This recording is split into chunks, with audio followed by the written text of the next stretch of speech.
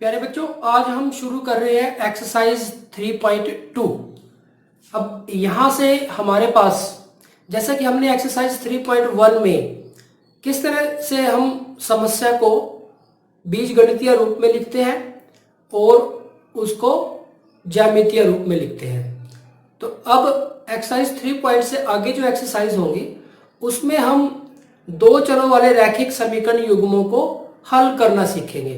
बारी बारी से विभिन्न विधियों के बारे में बात करेंगे। तो यहाँ पे जो हमारी एक्सरसाइज 3.2 है वो जो बेस्ड है वो ग्राफिकल मेथड पे बेस्ड है।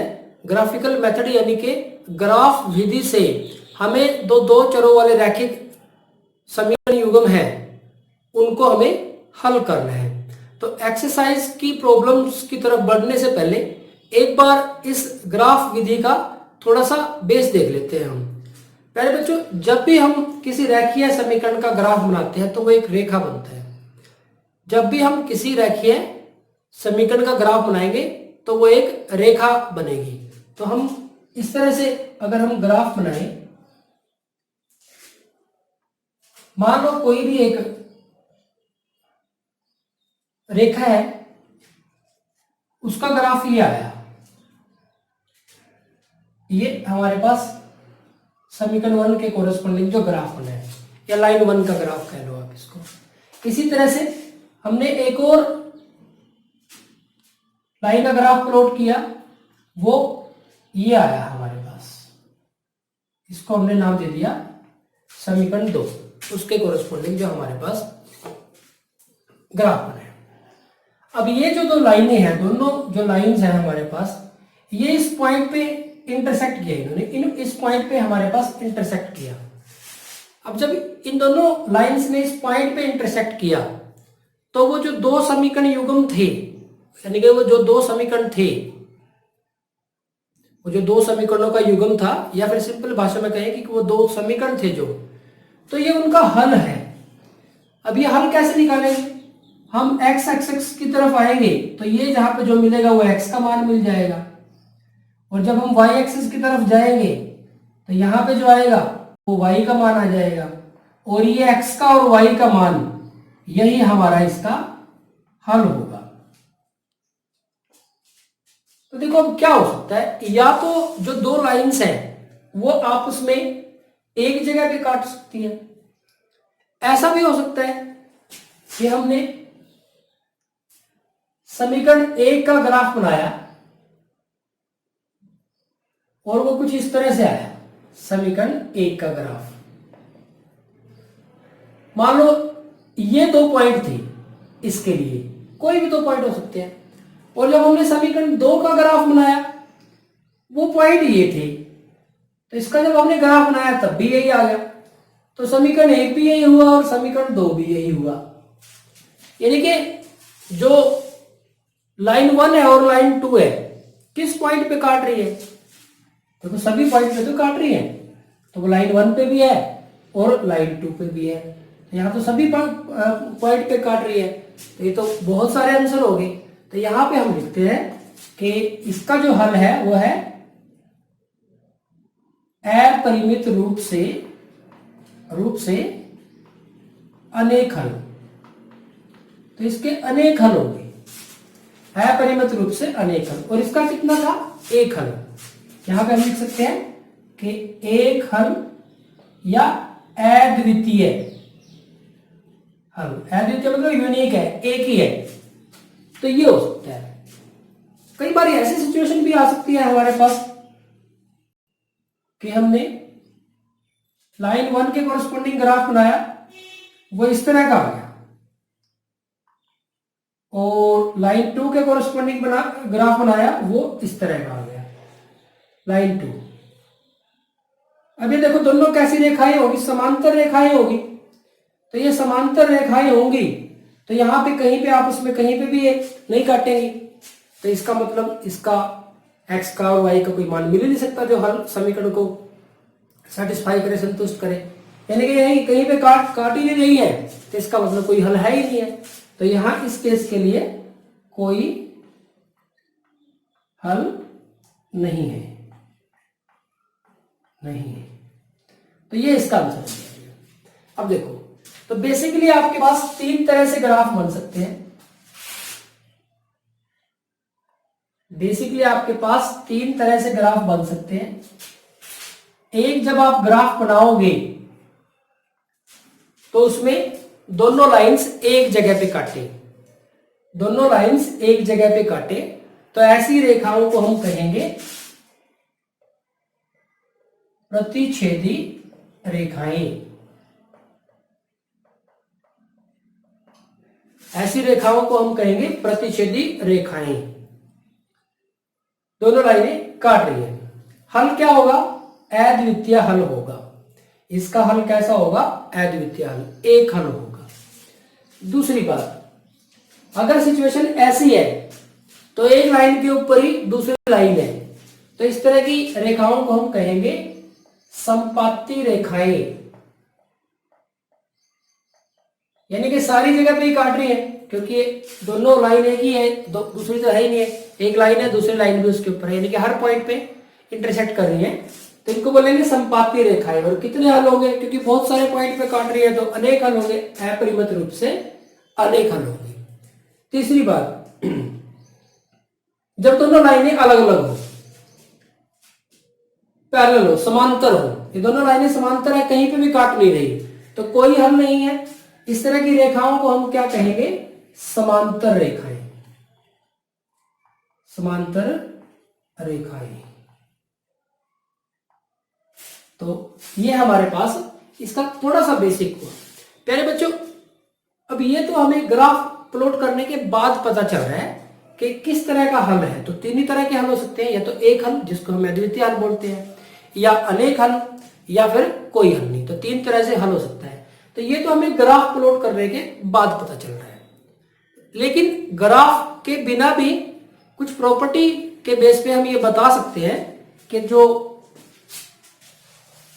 समीकरण युग्म है उसका जो हल है वो किस प्रकार का होगा। अब उसके बारे में बात कर रहे हैं।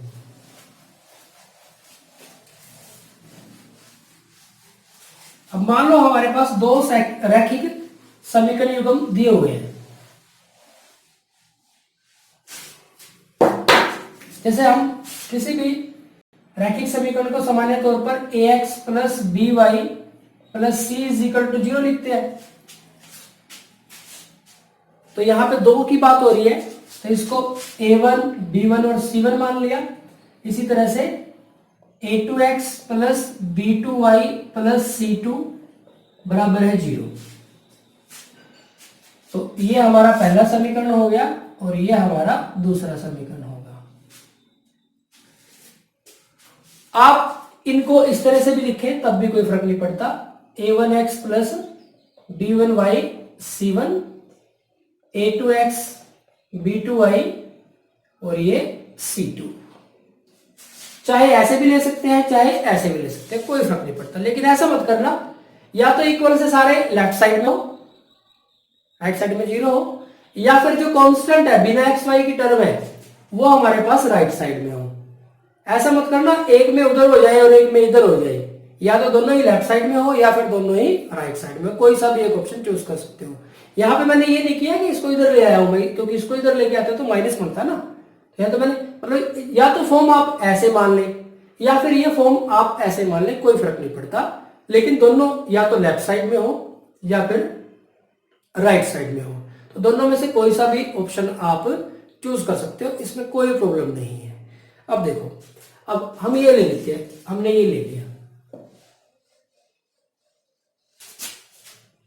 अब हमें ये चेक करना है कि जो ये रैखिक समीकरण युग्म है इसका हल किस प्रकार का है।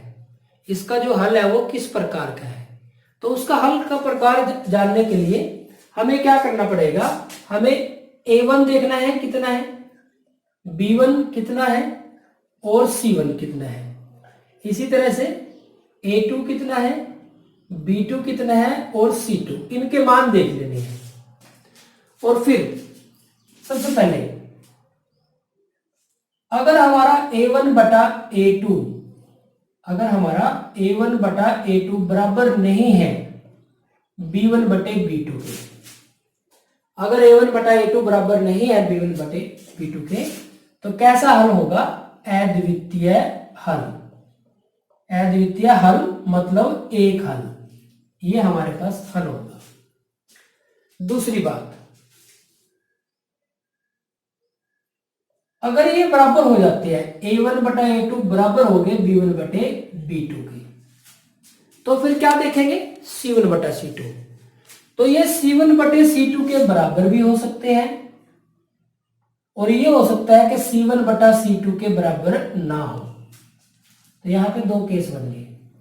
a1 बटा a2 अगर बराबर हो गया b1 बटे b2 के, तो ये c1 बटा c2 के बराबर हो भी सकते हैं और नहीं भी हो सकते हैं। अगर ये सारे ही बराबर हो गए, तो यानी कि सारे ही हल हो गए। सारे ही हल हो गए यानी कि अनेक हल, या फिर अपरिमित रूप से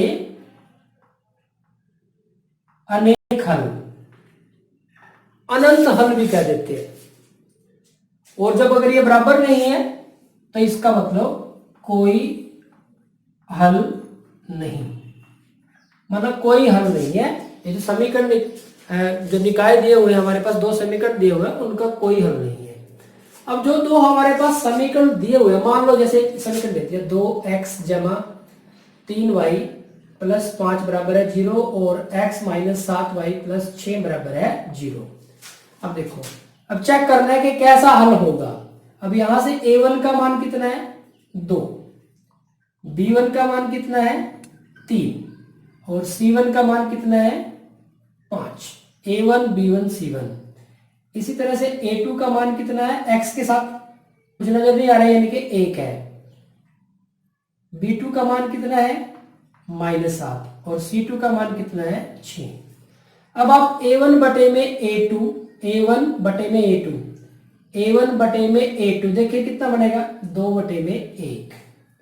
और b1 बटे में b2 कितना बना? 3 बटे में -7, यानी कि यहां से तो कितना आया?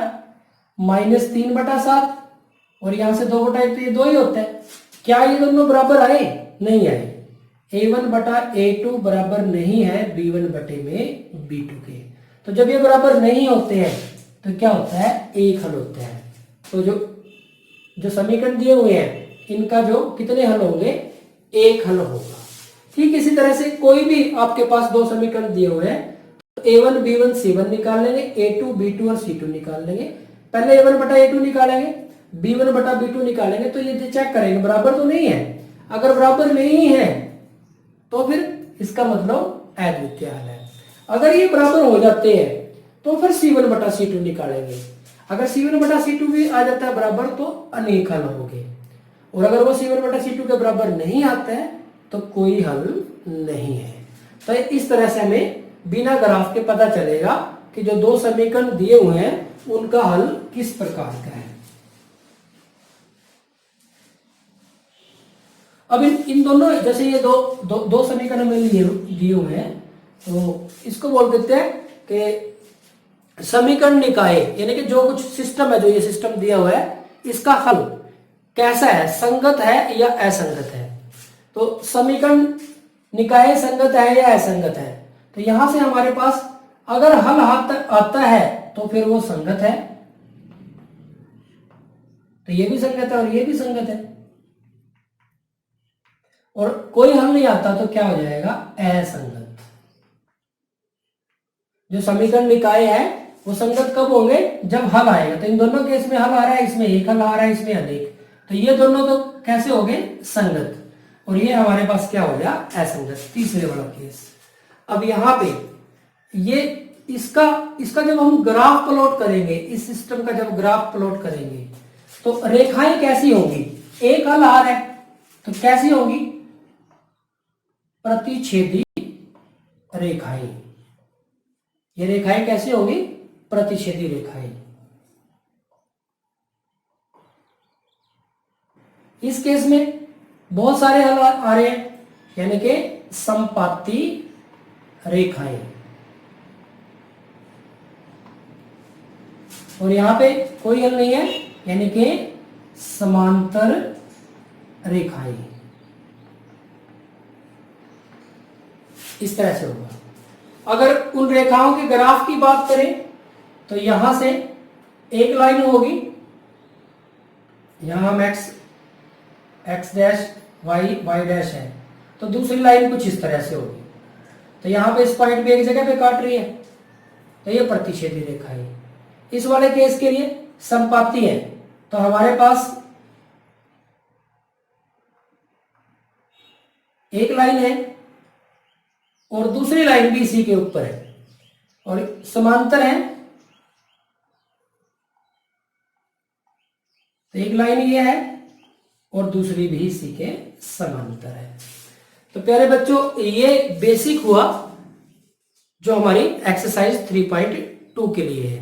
तो दो समीकरण आपके पास दिए हुए हैं, अगर उनमें a1 बटा a2 बराबर नहीं है b1 बेटा b2 के, तो हल किस प्रकार का हुआ? अद्वितीय हल। अगर ये बराबर होते हैं तो c1 बटा c2 चेक किया, अगर ये सारे बराबर हो गए तो अनेक हल। अगर a1 बटा a2 b1 बटा b2 के बराबर है लेकिन c1 बटा c2 के बराबर नहीं है तो कोई हल नहीं। जिसमें हल आता है उसको हम बोलते हैं संगत निकाय और जिसमें हल नहीं आता उसको बोलते हैं असंगत निकाय। इसी प्रकार तो यहाँ पे जो रेखाएं हैं वो किस प्रकार की हैं? अगर एक हल आता है तो एक जगह भी प्रतिच्छेद करते हैं, प्रतिच्छेदी रेखाएं, और अगर दोनों रेखाएं एक दूसरे के ऊपर ही हैं तो संपाती रेखाएं यानी कि अनेक हल, और यहाँ पे समांतर रेखाएं यानी कि कोई हल नहीं है। कोई हल नहीं है यानी कि समानांतर रेखाएं। तो इसमें से आपके एग्जाम में, फाइनल एग्जाम में भी एक क्वेश्चन पूछ लिया जाता है ऑप्शनल टाइप में, जिसमें वेरी शॉर्ट क्वेश्चन, जिसमें इनमें से किसी का भी आपस में रिलेशन यहाँ पे दिया जा सकता है। तो प्यारे बच्चों, ये हुआ एक्सरसाइज 3.2 के लिए बेसिक। अब प्रॉब्लम देखते हैं एक्सरसाइज 3.2 की।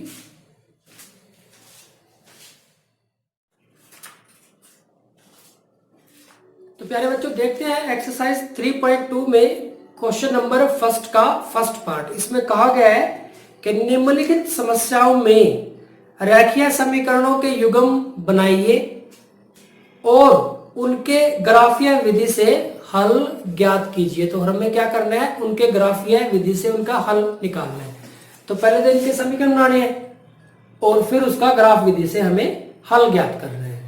तो पढ़ते हैं फर्स्ट पार्ट। इसमें कहा गया है कि कक्षा 10 के 10 विद्यार्थियों ने एक गणित की पहली प्रतियोगिता में भाग लिया। गणित की पहली प्रतियोगिता में 10 विद्यार्थियों ने भाग लिया, यानी कि कुल 10 विद्यार्थी है। यदि लड़कियों की संख्या लड़कों की संख्या से 4 अधिक हो, यदि लड़कियों की संख्या लड़कों की संख्या से 4 अधिक हो तो प्रतियोगिता में भाग लिए लड़कों और लड़कियों की संख्या ज्ञात कीजिए। तो लड़कियों की संख्या है जो लड़कों की संख्या से 4 ज्यादा है, तो इसके समीकरण बनाने हैं और फिर इसको हमें हल करना है। तो हम क्या करते हैं, इसका हल निकालने के लिए हम मान लेते हैं कि माना लड़कों की संख्या को हम क्या मान लेते हैं? x मान लेते हैं, और लड़कियों की संख्या को हम मान लेते हैं y, उसको हम मान लेते हैं y। तो लड़कों की संख्या आ गई और लड़कियों की संख्या आ गई। अब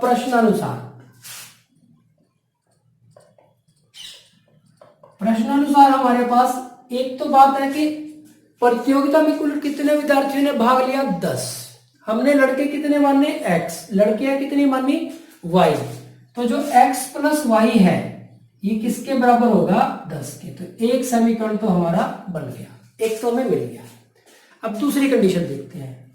उसने कहा है कि लड़कियों की संख्या लड़कों की संख्या से 4 अधिक हो, यानी कि लड़कियों की संख्या लड़कों की संख्या से 4 ज्यादा है, लड़कियां लड़कों से 4 ज्यादा है। लड़के कितने हैं? x। लड़कियां कितनी है? y। कौन ज्यादा है? y। लड़कियां ज्यादा, लड़कियों की संख्या लड़कों से 4 ज्यादा है, लड़कियों की संख्या है जो लड़कों से 4 ज्यादा है। अब ये y ज्यादा है। अब मैं इन दोनों को बराबर बनाना चाहता हूं, तो इसके दो तरीके हैं। या तो फिर मैं इसको लिख दूं x प्लस 4। देखो लड़कियां लड़कों से 4 ज्यादा थी, तो लड़कों में मैंने 4 जोड़ दिया तो दोनों बराबर हो गए। या फिर मैं ऐसे करूं, लड़कियां 4 ज्यादा है लड़कों से, लड़कियों में से 4 माइनस कर देता हूं, तब भी ये बराबर हो जाएंगे। तो आपकी मर्जी है, जैसे मर्जी कर लो, जो कम है उसको ज्यादा कर दो, बस बराबर हो जाएगा। लड़के कम थे, कितने कम थे? 4, 4 और कर दिए तो बराबर हो गए दोनों। अब इसको देखो, इसको क्या किया मैंने, y उधर ले गया मैं, तो ये x माइनस वाई हो गया, और 4 को मैं इधर ले आया, कितना हो गया? -4। तो ये हमारे पास समीकरण 2 बन गया। यहां से करके देख लो, इसको इधर ले जाएंगे तो ये x माइनस वाई हो जाएगा, और ये -4, तो वही बनेगा। इसमें कोई फर्क नहीं है, आप जिस तरीके से मर्जी करना चाहो इसको कर सकते हो। अब देखो यहां पे, अब इसका ग्राफ बनाना है तो हमें 2 पॉइंट चाहिए। किसी भी लाइन का अगर हम ग्राफ बनाना चाहते हैं तो उसके लिए हमें 2 पॉइंट की जरूरत होती है। तो हमारे पास जो मेरा तरीका है वो कोशिश करता हूं कि मैं एक बार x को 0 रख ले और एक बार y को 0 रख ले, आसान रहता है। बाकी आपकी मर्जी है, जो लास्ट में आपको तरीका सबसे बढ़िया लगे उस तरीके को आप यूज करो। अब यहाँ पे जब x बराबर है 0, x बराबर है 0 तो ये 0 हो गया, तो y बराबर 10, सीधा ही हमें पॉइंट मिल गया 0 और 10 समीकरण 1 के लिए।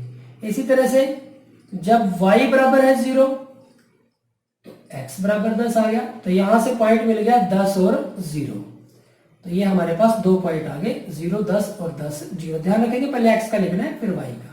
तो ये समीकरण 1 के लिए तो हो गया। इसी तरह से यहां पे जब x बराबर है 0 तो क्या बचेगा? ये तो खत्म हो गया। -y बराबर है -4, तो माइनस के साथ माइनस कट गया, तो y बराबर है 4, तो ये आ गया 0 और 4। इसी तरह से जब y बराबर है 0 तो ये खत्म हो गया, यहाँ पे x बराबर है -4, तो पॉइंट आ गया -4 और 0। तो ये के दो पॉइंट इनके दोनों के मिल गए।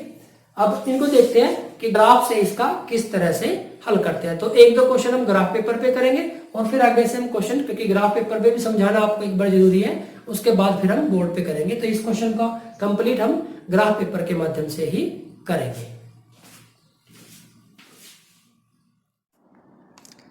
प्यारे बच्चों, अब हम देखते हैं कि ग्राफ पेपर की सहायता से हम इस क्वेश्चन को कैसे करते हैं। अब देखो ये हमारे पास x एक्सिस है और ये हमारे पास y एक्सिस है, ये x अक्ष है, ये हमारे पास y एक्सिस है। और अब यहाँ देखो एक बॉक्स के अंदर अगर हम बात करें, एक डार्क लाइन से दूसरी डार्क लाइन पे जब हम जाते हैं तो उसके बीच में छोटे छोटे 10 छोटे बॉक्स भी हैं, 10 छोटी लाइनें भी हैं। तो हम अपना स्केल क्या लें, क्या इकाई लें, ये हम डिपेंड करता है कि हमारा जो क्वेश्चन है उसकी लेंथ कितनी है और उसमें जो कितने बड़े बड़े अंक आए हुए हैं, जो निर्देशांक है, कोऑर्डिनेट है, उनके x कोऑर्डिनेट और y कोऑर्डिनेट की वैल्यू कितनी बड़ी है। तो अब हमारे पास अगर क्वेश्चन नंबर फर्स्ट के फर्स्ट पार्ट की बात करें तो एक पॉइंट है हमारे पास 0, 10, 10, 0, 0, 4 और -4 और 0। तो ये पॉइंट हमें इस पे प्लॉट करने हैं। अब आप देखेंगे कि हम यहाँ से लें, इसको अगर 0 माने तो 1, 2, 3, 4, 5, 6, 7, 8, 9 आए। तो इधर भी ऐसे ही है और ऊपर आ जाएंगे पूरे, नीचे थोड़े कम रह जाएंगे। तो आप ना इसको, जो ये हमारा मूल बिंदु है, इसको थोड़ा इधर उधर कर सकते हैं। अब आप देखेंगे हमारे पास x में 10 और y में भी, y में 10 और x में 10 है और y में 4, -4, तो -4 तक आ रहे हैं। तो एक हम थोड़ा सा इसको ना, इसको यहाँ थोड़ा सा इधर कर लेते हैं ताकि हमारे पास इधर भी 10 पूरे हो जाएं और ऊपर की तरफ भी 10 पूरे हो जाए। तो हम एक ये इस तरह का ग्राफ हम ले लेते हैं। अब ये हमारे पास क्या हो जाएगा, मूल बिंदु 0, ये हमारा x एक्सिस हो गया, और तो यहाँ x लिख देंगे, यहाँ x डैश लिख देंगे, यहाँ पे हम ऊपर y लिख देंगे और ये हमारे पास नीचे y डैश हो जाएगा। अब देखो हमारे पास, हम इसको 1, 2, 3, 4, 5, 6, 7, 8, 9, 10, 11 इस तरह से ले लेंगे। यहाँ पे 1, 2, 3, 4, 5, 6, 7, 8, 9, 10, 11 आगे तक लेना चाहो तो ले सकते हो, लेकिन हमें कोई खास जरूरत नहीं है। -1, -2, -3, -4 इस तरह से चलता रहेगा। यहाँ पे -1, -2, -3, -4, -5 इस तरह से ये चलता रहेगा, -6। अब देखो हमारा जो पहला पॉइंट है वो है 0 10, x का मान 0 है और y का मान 10 है, x 0 y 10। तो यहाँ y एक्सिस पे x का मान 0 होता है, तो ये पॉइंट हमारे पास आ जाएगा। ठीक इसी तरह से दूसरा पॉइंट है हमारे पास x का मान 10 है और y का मान 0 है, तो x y यहाँ पे x एक्सिस पे x अक्ष पे y का मान 0 होता है, तो x 10 और y 0, ये हमें पॉइंट मिल जाता है। और अब हम इसको क्या करते हैं, दोनों पॉइंट्स को हम आपस में मिला देते हैं। थोड़े से मैंने जो बिंदु है आपको नजर आए इसमें से थोड़े मोटे लगाए हैं, आप इसको ध्यान रखेंगे कि पूरा पूरा सही लगाएंगे, ज़्यादा मोटे इनको नहीं करेंगे। तो अब हम इसको क्या करते हैं, मिला देते हैं। हम इसको मिला देते हैं, यहाँ से हमने इसको मिला दिया। तो आप इस पे लिख दें कि ये जो हमने लाइन है ये हमारी लाइन 1 है, तो ये हमारी लाइन 1 है। ठीक इसी तरह से जो लाइन 2 है हमारी, उस पे जो पॉइंट है एक है 0 4, 0 4 ये हो गया x 0 y 4, और एक है हमारा x -4 है और y 0 है, इस पे y 0 होता है, तो x -4 हमारे पास ये रहा। अब हम क्या करेंगे, इसको भी मिला देंगे। अब जब हम इसको मिलाएंगे तो यहाँ पे इसको मैं फिर रिपीट कर रहा हूँ, आपको ये पॉइंट थोड़े इतने बड़े नहीं लेने हैं, ये मैंने थोड़े ज़्यादा डार्क कर दिया है क्योंकि मुझे आपको समझाना है और आपको नजर आई, इस वजह से मैंने थोड़ा सा इनको ज़्यादा डार्क कर दिया है। अब ये हमारे पास दूसरी लाइन आ गई है, तो ये हमारे पास दूसरी, इस पे हम 2 लिख देते हैं। अब आप चाहो तो इनका लाइन का नाम भी लिख सकते हो। तो जैसे हमारी पहली लाइन थी, ये थी x + y बराबर है 10, और ये दूसरे वाली जो लाइन है वो है x - y, ये हमारे पास है बराबर है -4। तो ये प्यारे बच्चों हमारे पास ग्राफ बन गया है उन 2 लाइनों का। अब ये जो 2 लाइनें जहां पे काट रही हैं, यहाँ इस पॉइंट पे, ये हमारा इसका समीकरण का, ये हमारी जो समस्या का है वो है हल है।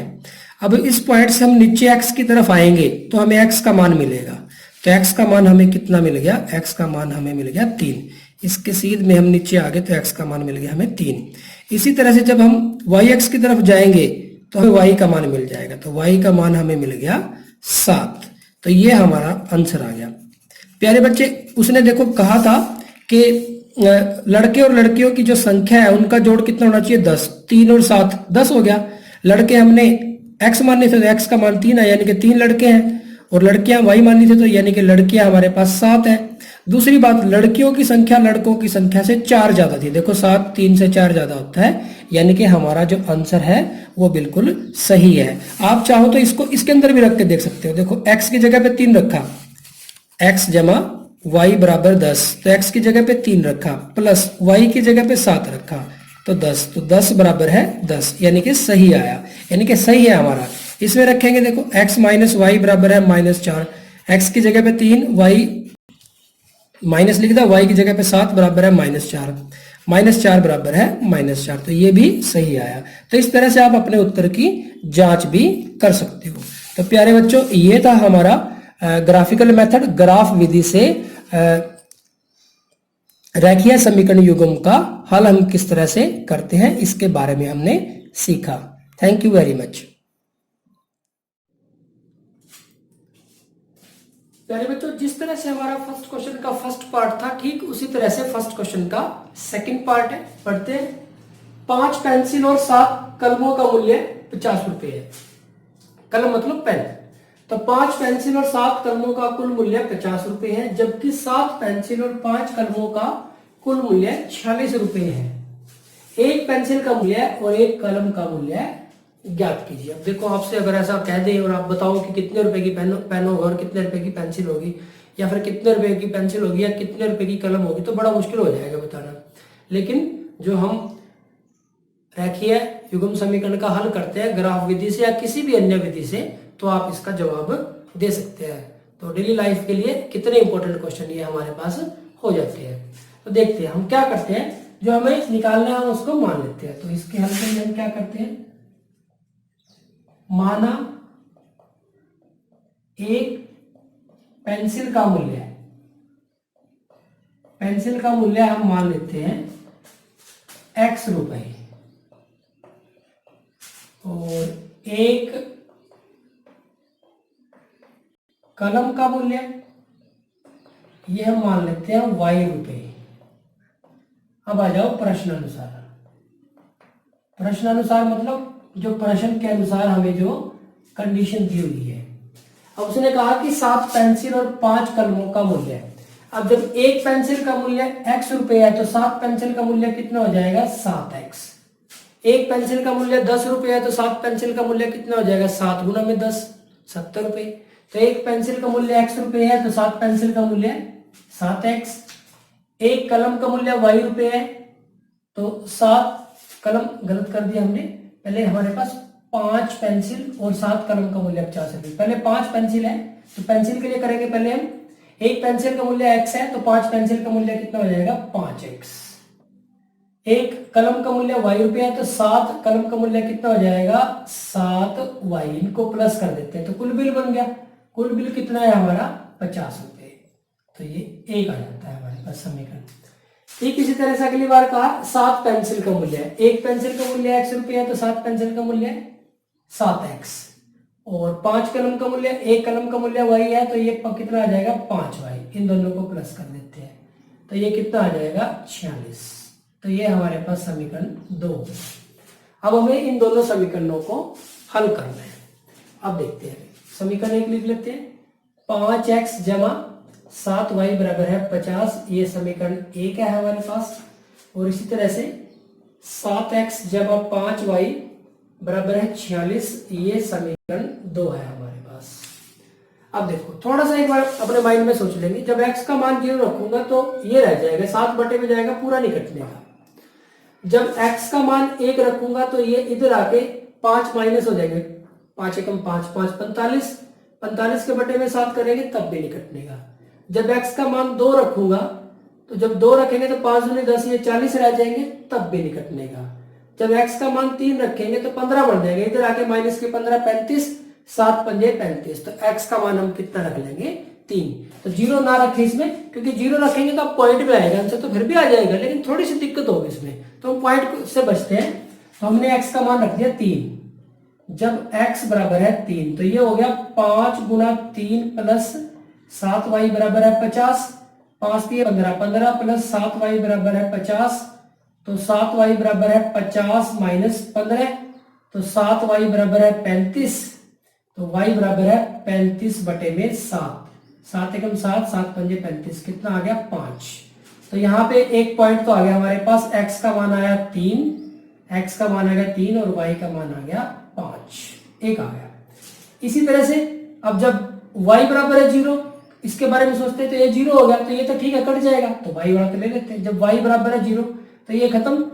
5x बराबर है 50 तो x बराबर है 50 बटे में 5, 5 एकम 5, 5 दाया 50 तो 10।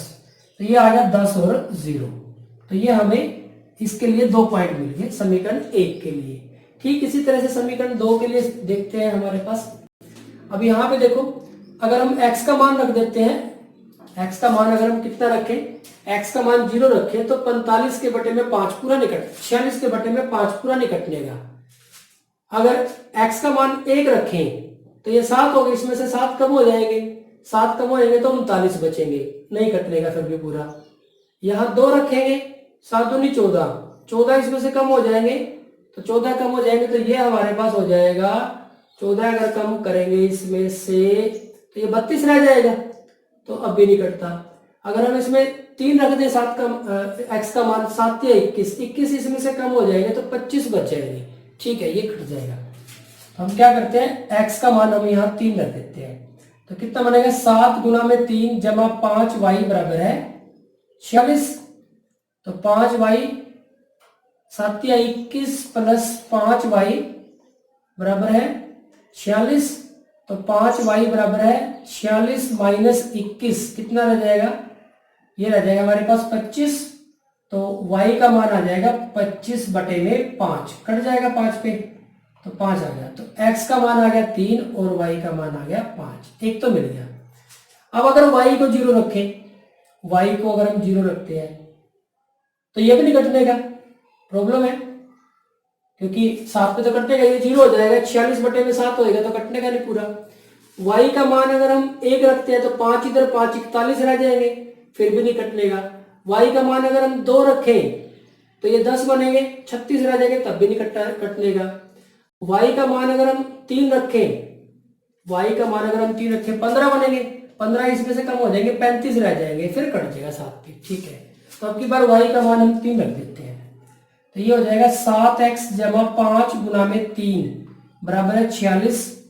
7x प्लस 15 बराबर है 46।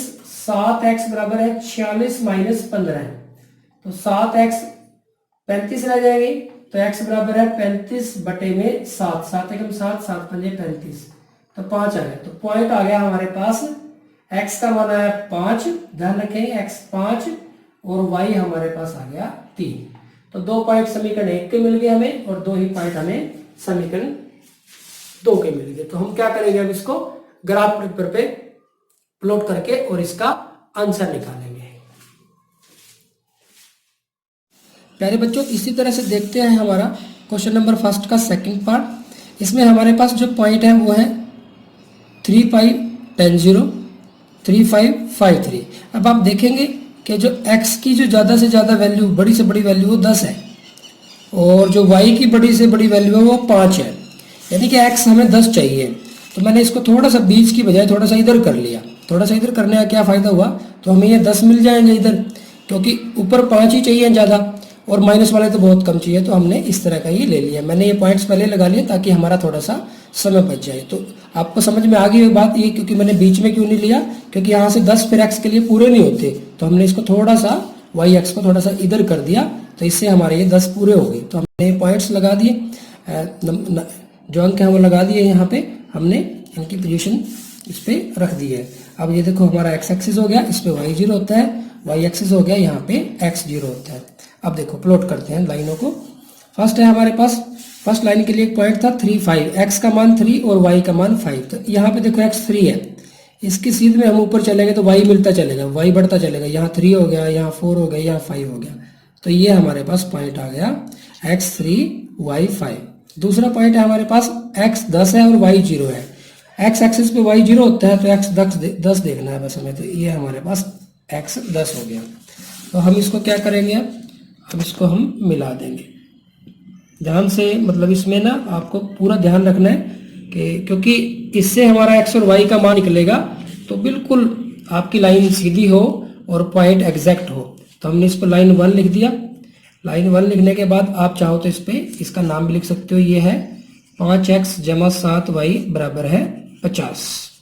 इसी तरह से जो दूसरी लाइन है हमारी, दूसरी लाइन में है x का मान 3 है और y का मान 5 है। x 3 ये रहा, y 5 यही है, ये पॉइंट मिल गया, एक तो यही पॉइंट है हमारा। और एक x का मान 5 है और y का मान 3 है। x का मान 5 है हमारे पास, y का मान 3 है, तो y का मान 3 ये रहा हमारे पास। x 5 हो गया और y 3 हो गया। तो हमें अब की बार क्या करना है, इन दोनों पॉइंट्स को ज्वाइन करना है। तो इन दोनों पॉइंट्स को हम ज्वाइन कर देंगे थोड़ा सा ध्यान से। इसमें एक मज़ेदार बात निकल के आएगी। अब आप देखेंगे तो ये हमारे पास दूसरी लाइन होगी, उसका ग्राफ हमने बना दिया है, ये दूसरी लाइन है। तो दूसरी लाइन पे आप लिख सकते हो, जहाँ पे भी आपको जगह मिले, कि ये हमारी 7x जमा 5y बराबर 46 है। अब देखो ये दोनों लाइनें इस पॉइंट पे काट रही हैं, तो यही हमारा हल है। इसका तो हमें पता है कि तो हमने खुद ही लगाया था पॉइंट। तो x का मान कितना है 3 और y का मान कितना है 5। तो x का मान हमारे पास 3 आ गया और y का मान 5 आ गया। तो ये हमारे पास इसका आंसर आ गया। आप अपने आंसर को चेक करना चाहते हो, मान लो एक में रख लो, किसी भी एक में रख लो। x का मान 3, तो 5 गुना में 3 प्लस 7 गुना y का मान 5 बराबर 50। 5 दिए 15 और 7 पंजे 35 बराबर है 50। तो 50 बराबर है 50, यानी कि सही है। आपका जो क्वेश्चन किया है आपने वो बिल्कुल सही है। इसमें भी रखना चाहो तो रख सकते हो। देखो x का मान 3 है, 7 या 21 हो गए, y का मान 5 है, 5 पंजे 25 हो गए 46। तो 46 बराबर है 46। तो इस तरह से आप अपने, इसकी जरूरत नहीं है करने की, इसकी कोई जरूरत नहीं, ये सिर्फ आप अपने आंसर की जांच करने के लिए कर सकते हो। तो प्यारे बच्चों, ये था ग्राफ विधि से क्वेश्चन नंबर फर्स्ट का सेकंड पार्ट।